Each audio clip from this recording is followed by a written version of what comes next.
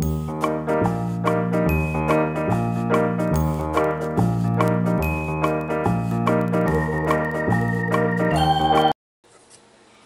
this is Shawn Woodell from Heavenly Soaps and Such, and welcome back to another Soap Talk Tuesday. It's been a while, but I'm going to try to get back into making the Soap Talk Tuesdays, even if I don't make one every week, which I will try to. I figured I would go ahead and make one for in the morning. Now, I've just made 4 batches of plain lard soap. One of them is cold process and 3 are hot process. I had someone ask for a demonstration of the differences, just comparing the soaps, so I'm going to do that. I'm also using my bud cutter to cut some of the soap. So there we go. And I just kind of do it like this and there you have it. Okay, now, I've had a lot going on. Like I said, been really busy. Just haven't taken the time to do a Soap Talk Tuesday. So, I will start off by saying I am really loving this container, these containers, and they are Coca-Cola crates that a friend of mine gave me. And I just put the soaps in them, and if I need to move them, I can just kind of move them around, set them this way, and you can't stack them. Oh, you can't stack them on. Well, you can, but if they're soft, I wouldn't recommend stacking them on top of each other like that. But I can just kind of move them around, so I'm enjoying that, because if I need the table, I can just move them, and then I can put them right back quickly.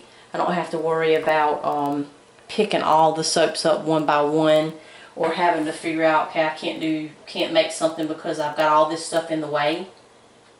So those are turning out nice, working out nicely. So if you can get your hand on some of those, I would recommend it.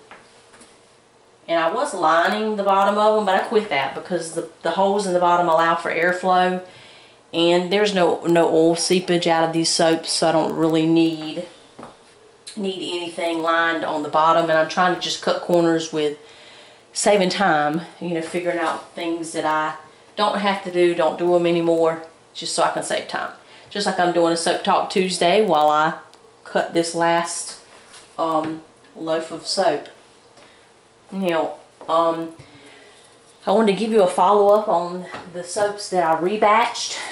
A while back I did a pine tar soap where I cut up the lard cubes and put in them. This one is nice and hard. I actually packaged them and they're ready to go. Now this one is the almond, and I actually cut little chunks of soap up and rebatched it into this one as well. And this is the almond, and it still has a little bit of give in the middle. Now over toward the edge it still has a little bit, but in the middle it has just a little. I'm just not satisfied with it enough to bag it up yet. It smells really good. I love the almond smell. So it's just kind of weird the way that works. This one was done first and it's still not ready to bag, and then this one was done afterwards and it's ready to bag. So I've already bagged all those up. So I had those sitting over there. I did have some soaps that were like, sometimes when you have them in a store, people drop the soaps and the soaps get all like dented on the end, and then when people pick through them, they don't really want the one that looks kind of nasty. So I always just swap them out and put fresh soap in the baskets and bring those home. So what I did is I just cut them all up, and I have 2 of these just like this. I'm going to do a rebatch soap, not now, but when I get ready to do some more pine tar, I'm going to do the pine tar, or either the pine tar or the activated charcoal. I'll probably do the activated charcoal, and I will just put this in it, add the activated charcoal, and then I'll use this for that, because there's nothing wrong with the soap. It was perfectly fine.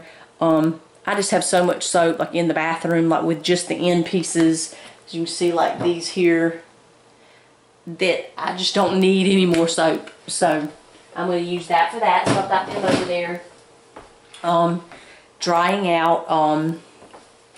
This is the way I package my lard soap. This is some from before, and I'm down to 5 bars, if I'm not mistaken, 5 or 6. I don't label these. These are just the lard soap, and they're in a container that just says lard soap, because no ingredients other than lard soap. And this, you know, of course it has lye and water, but so anyway, that's how I do that. I was going to talk a little bit about an essential oil. Some people, you know, really liked when I talk about the essential oils. So I chose lemongrass. I really, really love lemongrass, especially in laundry detergent. It just smells wonderful, but I quit adding it to my laundry detergent because it, I had this sitting on that rag, because it just doesn't, the smell doesn't last. It's not really a chemical, and the smell doesn't last in the laundry detergent anyway. So, so I figured it's just a waste. So I quit adding it in there, but it does smell wonderful. So I decided to do lemongrass because lemongrass is in my dry skin bar. I use lemongrass, lavender, peppermint, and tea tree, and the lemongrass just smells so good. But it's a great, it's great for your skin. It has really healing properties, and you can use it in shampoo. You can use it in lotions. You can use it in soaps, deodorants, and it works great for your skin. I did pull it up and did a little reading on it. It says it's antiseptic, astringent. It makes it perfect for getting even and glowing skin. Never really knew that. So I think I might kind of play around with a little bit of essential oil toner for my face. Just kind of see how that works. But it says you can rub the oil in your palm, into your hair, your scalp, or your body. It helps alleviate headaches, muscle pains, and it says rinse it off. It said it's great for your hair, for stimulating growth. So something, if you make homemade shampoos, you can add some to your shampoo, and I think I will do that next time. What else did I read? For your hair, it says it strengthens your hair follicles. And if you're struggling with hair loss or itchy and irritated scalp, you get a spray with some lemongrass oil and spray it in your hair, and then rinse it out. And it says it's a bug repellent. So hey, if you have those kids at school and have the, you know, sometimes kids come home with those little critters in their hair, I think I would try some lemongrass spray. You know, spray it in their hair before they go to school, or that night, and leave that scent in their hair. So that would work.